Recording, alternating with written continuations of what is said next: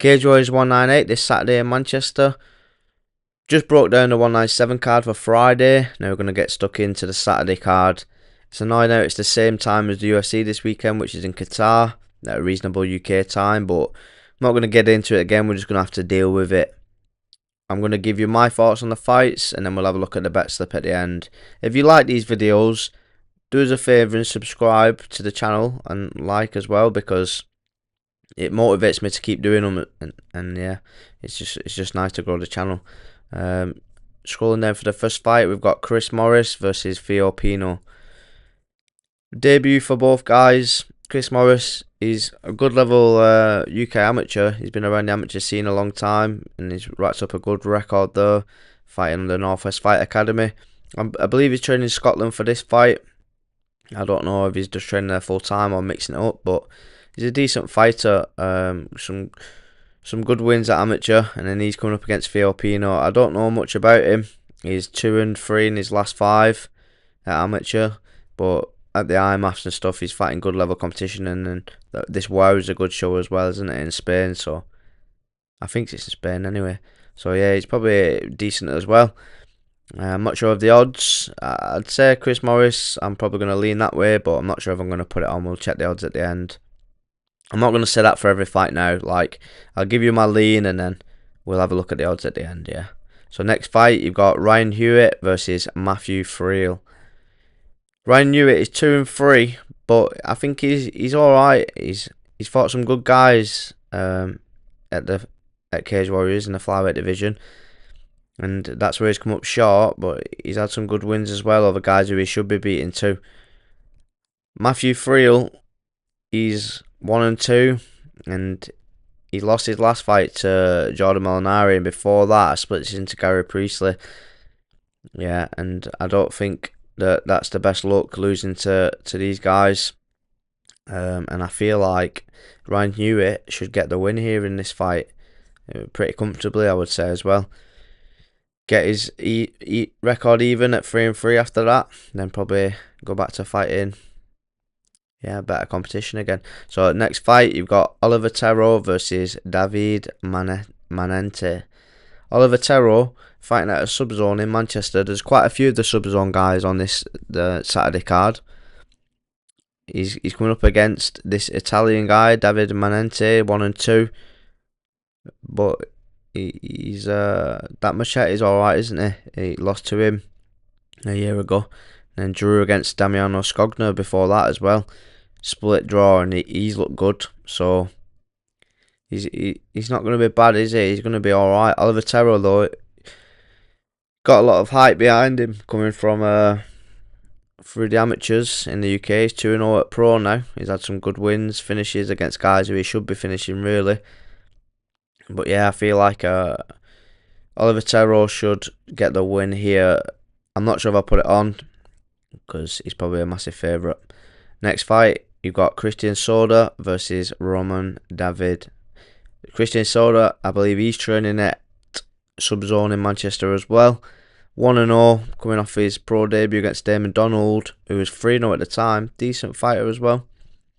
And yeah, lost a couple at amateur before he went pro, but these are against good guys like that. Jordan Rutherford, he's doing good things at FCC now. I think he's like 3-0 as a pro. And Jack Grundy is a good prospect. Mike Grundy's lad. So he's had a couple of losses there before he turned pro, but against really good guys. Roman David, he's fighting out of Team KF in Ireland. Really good gym. Chris Fields, he's doing good things there, and he always brings in good fighters. Like, he never puts out any shitters. So I imagine this Roman David is going to be pretty good. Coming off a few good wins at amateur. Is that Josh Kelly? Who I know, I think it is. If he's beat Josh Kelly, he must be alright. Yeah, must be a decent fighter, so I'll probably say best off watching this one, depending on the odds. We'll have a look at the end. Next fight, Enrico De Gangi versus another sub-zone prospect in Jack McLaughlin. Enrico De Gangi is 4-4, but don't let that deceive you. He's a decent fighter. I think this is a tough fight, because he's 1-0 Jack McLaughlin, but that was against like a late notice replacement, And I feel like Enrico De Gangi, that's a tough Cage Warriors debut, that, you know. Like, he's lost his last three, but that Gary Rooney, he's looking good. And at flyweight, so he's stepping up to bantamweight as well, Enrico De Gangi, but I think he's fought at bantamweight before. Anyway, yeah, so submission loss to Gary Rooney, but he's looked good. Split decision to Joe Fields, who's a top prospect in the flyweight division. And then a loss to Scott Harvey as well, who's a really good fighter before that. And then he's got a win over Alessandro Giordano. Can't remember, did he win the bantamweight belt? I'm not sure, but he's had some good scraps, Giordano and Cage Warriors, and he's beat some good guys, so that's a good win for him though. And yeah, when I was watching him in the Joe Fields fight, that was close, that. I think I had Joe Fields on in that, and I was like, it was twitchy bum time for a bit, because it looked like Enrico De Gangi might have been getting the better of him at points in the fight. So yeah, I think even though Jack McLaughlin is a good prospect, I think this is a very, very tough Cage Warriors debut for him. Hopefully he does get the win, and I think he should do.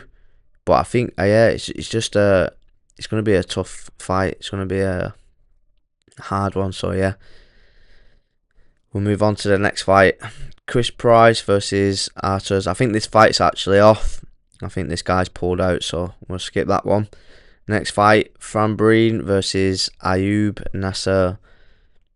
4-1 versus 4-1. Fran Breen, he's good, isn't he? He's an entertaining fighter. He's like a bit of a mini Luke Riley, but without the power. He looks good in his last two. Even though this was a KO TKO, I think it's more like an accumulation of shots rather than one punch where he gets the finish though.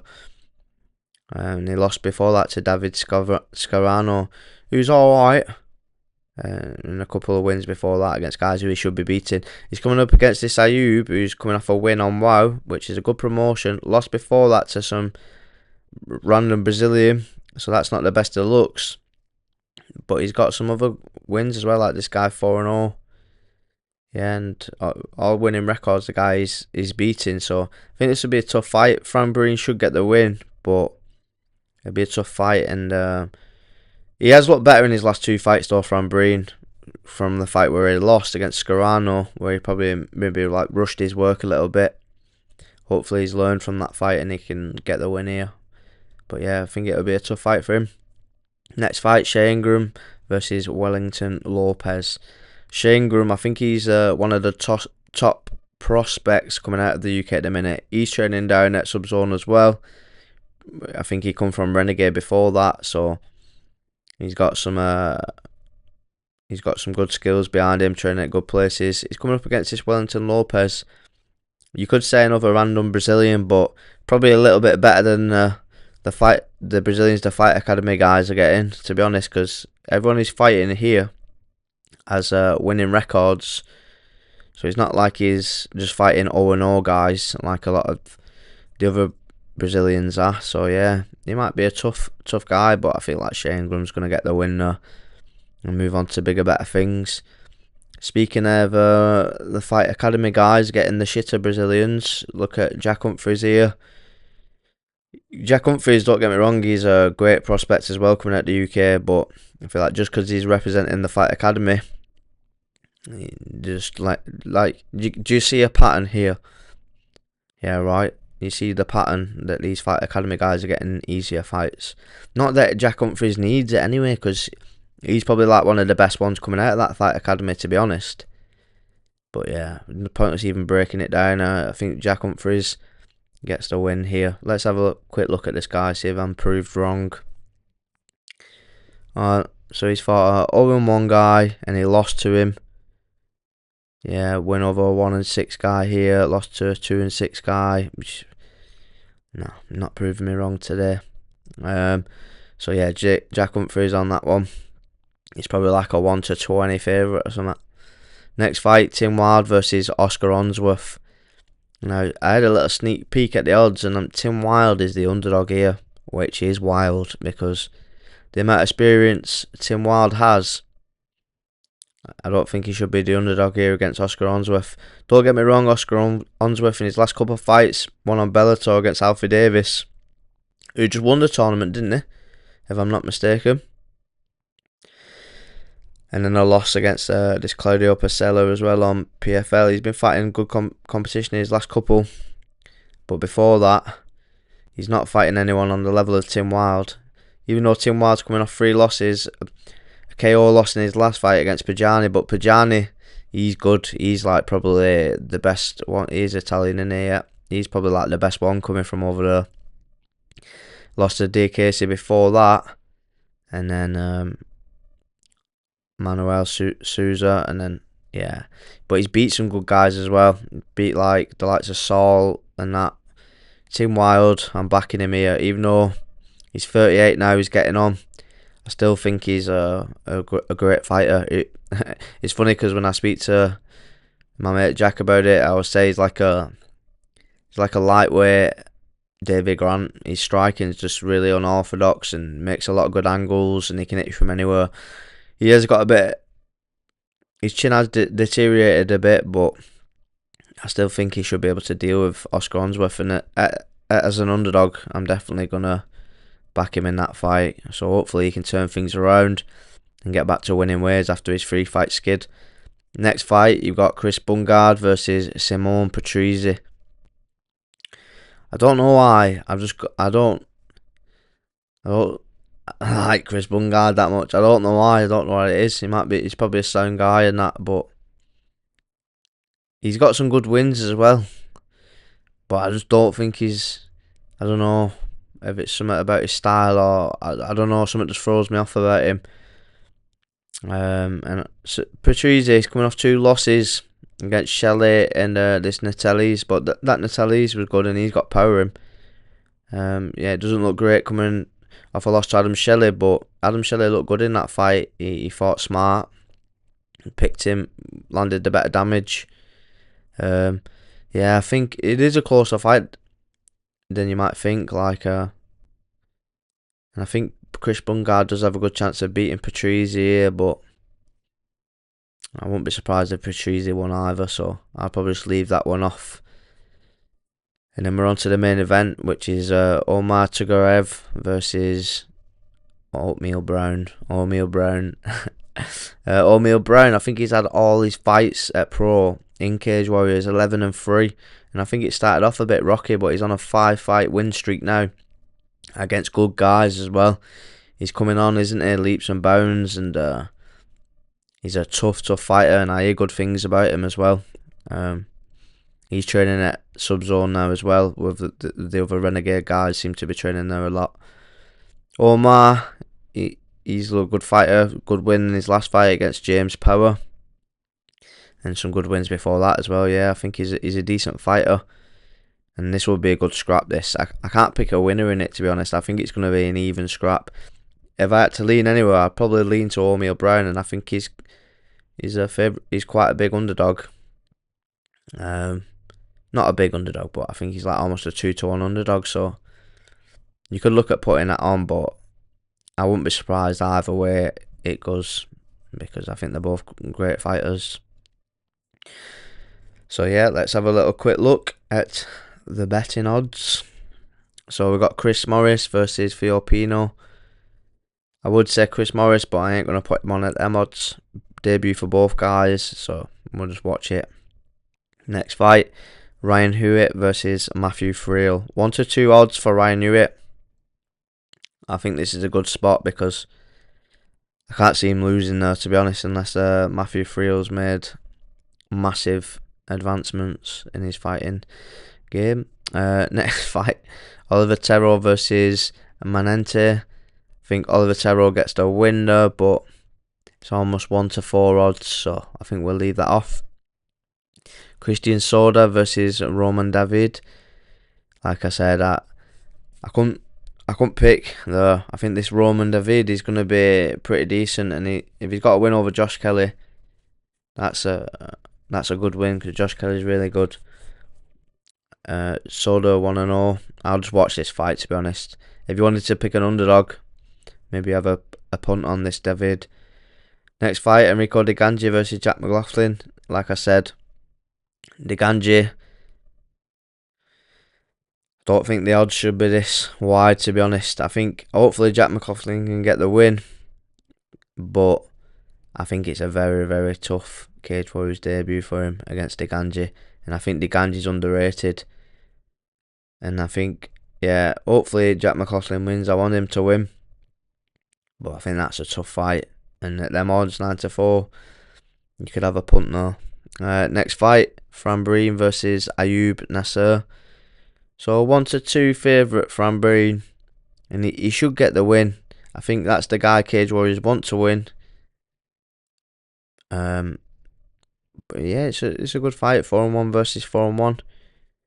Maybe we'll put Fran Breen on because we might have to boost the odds. We'll put it on. We'll put Fran Breen on. We'll take a risk there. Shane Grimm, 1-4. I think we'll just put that on anyway because even though I usually wouldn't bet on a 1-4, I think Shane Grimm gets the win there. It'll boost the odds a little, won't it? Next fight, Jack Humphries, 1-10. Look at the pattern, right? Next fight, Tim Wilde versus Oscar Onsworth. Tim Wilde, we're going to go with him as the underdog. I think maybe, why have they made him the underdog there? Because he's a bit older now, he's on a 3-fight skid, but hopefully he can turn back the years and get the win there. Oscar Onsworth is a decent fighter, but I think Tim Wilde's beat some good guys who are probably better than Oscar Onsworth. And Tim Wilde's weakness, you could say, at the minute is probably his chin's deteriorating a little bit, but I don't think Oscar Onsworth is like a big KO artist. He's got a lot of wins by decision, and yeah, so we'll go with Tim Wilde. Next fight, Chris Bungard versus Patrizi. It's evens, and that's how I see it, to be honest. You don't know. I think that's what it is with Chris Bungard. Maybe I've backed him before in the past, and he's let me down, and he's not looked good at all. But then other times he looks good. So it's the unpredictability. It's like what Chris Bungard's going to show up on the night. Maybe that's where my biases come in against him. So maybe we'll leave that off. And then the main event, you got Tugraev versus O'Meal Brown. And yeah, O'Meal Brown's a slight underdog, but I do think he can get the win though. It's for the title, so it's going to be a 5-rounder. Yeah, I don't know how it's going to look though. I think it. I can't see O'Meal Brown getting finished. But yeah, I don't know. What have we put him on? If you put him on, it bumps your odds up to 150 back off a tenner. But so without him on, we get like 60 quid back off a tenner, and it's not really good enough. I like to have a bit better return in that when I'm putting on. There's a few underdogs what you could put on. Yeah, there's quite a few underdogs where you could go, you know, on this card to boost the odds. But yeah, let's just say that then. So tenner on that, that'll get you back 59 quid. Maybe we'll just put that on. If you want to take a risk, you can put some of the underdogs on. But yeah, we'll leave it at that. Thanks for watching. If you like the video, subscribe, and then I'll see you next time. Check out my Friday predictions and check out my UFC predictions for the weekend as well. Say this video gets quite a lot of likes. I don't know what to say. Over 10 likes, maybe we'll stream the Cage Warriors card, a little play by play. But yeah, anyway, I'll see you next time. Good luck on the weekend.